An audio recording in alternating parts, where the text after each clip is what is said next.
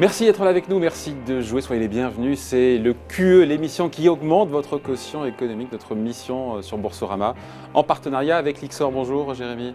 Bonjour David. Alors, la question du jour, ça c'est une question qui nous concerne tous. Voilà, vous avez cliqué dessus, vous avez vu quels sont en moyenne les frais courants d'un fonds sur action. Il y avait deux réponses possibles, supérieur à 1%, supérieur à 2%.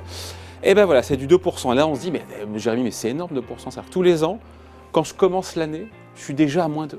Alors concrètement, quand vous achetez un fonds, quel qu'il soit, d'accord, un fonds actif potentiellement, vous avez investi 100 €, vous commencez l'année en réalité non pas à 100 €, mais à 98, puisqu'il y a des frais de gestion, c'est 100 des frais moins courants. 2%. Exactement.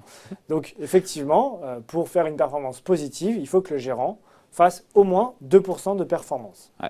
Après, on se dit, mais concrètement, c'est quoi? On parle de frais courants. C'est quoi les frais courants? Parce que moi, je connais les frais d'entrée, c'est négocié évidemment, les frais de gestion, mais les frais courants, c'est quoi? C'est le package. Alors exactement. D'habitude, on a l'habitude de parler de frais de gestion. Sauf qu'en réalité, tous les ans, qui sont ponctionnés tous les ans. Exactement. L'autorité des marchés financiers parle de frais courants. Alors les frais courants, c'est quoi? C'est l'addition des frais de gestion, qui correspondent en fait aux frais de gestion du fonds, tout simplement.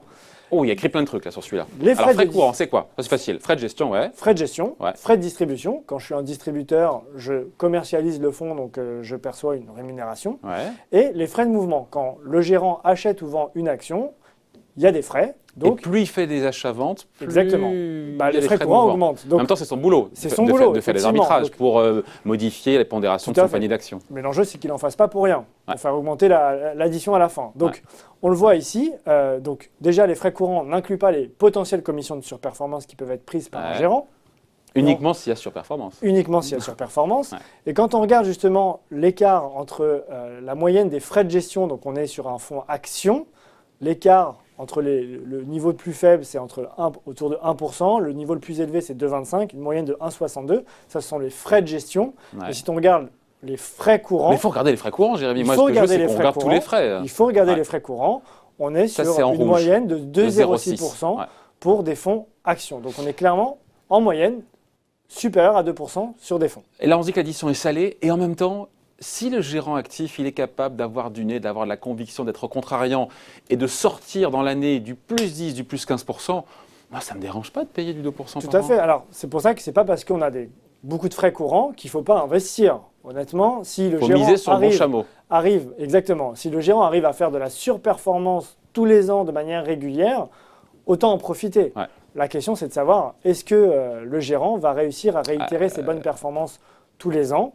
Et aujourd'hui, ce qu'on peut remarquer, c'est qu'on compare les frais de la gestion active, c'est ce qu'on a vu, et on les compare aux frais de gestion d'un ETF. ETF, c'est... J'étais sûr qu'il allait me parler des ETF. Voilà. Non, mais l'idée, c'est ça, c'est qu'en fait, gestion active, plus de frais, mais c'est la surperformance, évidemment, c'est acceptable, bien évidemment.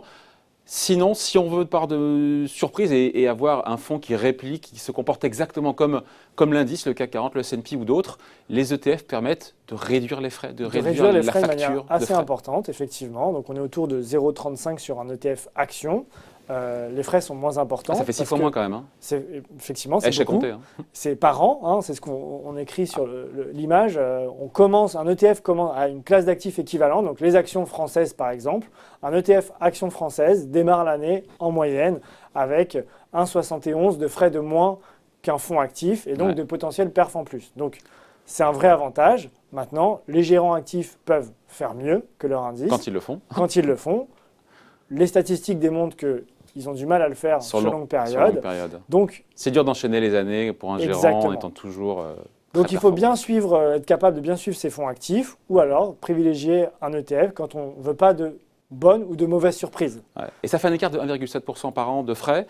Sur 10 ans, en cumulé, ça commence à faire un écart. L'addition peut être salée, comme on l'a dit tout à l'heure. Voilà, merci Jérémy. Merci David. Continuez à participer, à jouer avec nous au QE, l'émission qui augmente votre quotient économique. C'est sur Boursorama que ça se passe. Merci.